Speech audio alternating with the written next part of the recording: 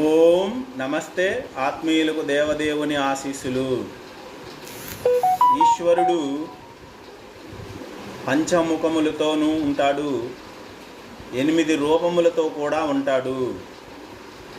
ఈశ్వరుడు పంచభూతాల యొక్క స్వరూపము అని చెప్పడానికే చిదంబరంలో ఆకాశలింగము, శ్రీకాళహస్తిలో వాయులింగము, అరుణాచలంలో అగ్నిలింగము, జంబుకేశ్వరంలో జలలింగము, కాంచీపురంలో ఏకాంబరేశ్వరంలో భూలింగము అని పంచభూతాత్మకమైన శివస్వరూప లింగాలు మనకు లభిస్తూ ఉన్నాయి. పంచముఖ శివునికి మరో విధంగా పేర్లు ఉన్నాయి.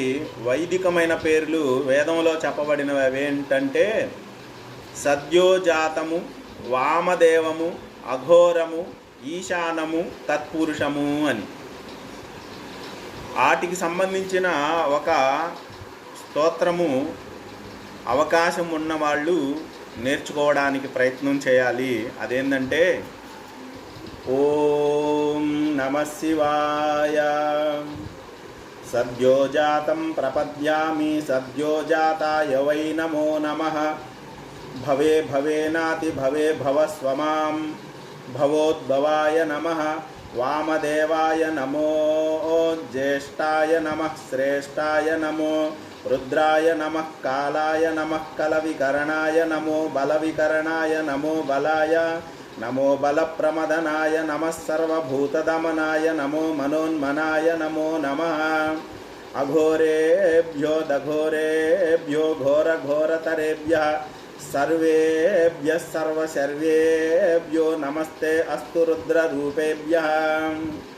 ఓం తత్పురుషాయ విద్మహే మహాదేవాయ ధీమహి తన్నో రుద్రః ప్రచోదయాత్. ఈశానః సర్వవిద్యానాం ఈశ్వరః సర్వభూతానాం బ్రహ్మాధిపతిర్బ్రహ్మణో అధిపతిర్ మహాశివో సదాశివోం అనేది ఈ స్తోత్రము. దీనిని మనం చక్కగా అధ్యయనం చేసి ఈశ్వరుని యొక్క స్మరణలో వినియోగించుకోవడం ఎంతైనా ఉపయోగకరమైన అంశంగా మనం తెలుసుకోవాలి. 12 జ్యోతిర్లింగ స్వరూపుడు 12 ఆదిత్యులను చూపిస్తూ ఉంటాడు. 12 మంది ఆదిత్యులుగా 12 జ్యోతిర్లింగాలు మనకి కనిపిస్తూ ఉంటాయి. పంచభూతాలకు సంకేతంగా పంచభూత లింగ స్వరూపంగా చిదంబరం మొదలైన స్థలాలలో పంచభూత లింగాలు ఉన్నాయి. ఈ విధంగా ఈశ్వరుడు విశ్వరూపుడు అని మనకి అర్థమవుతుంది.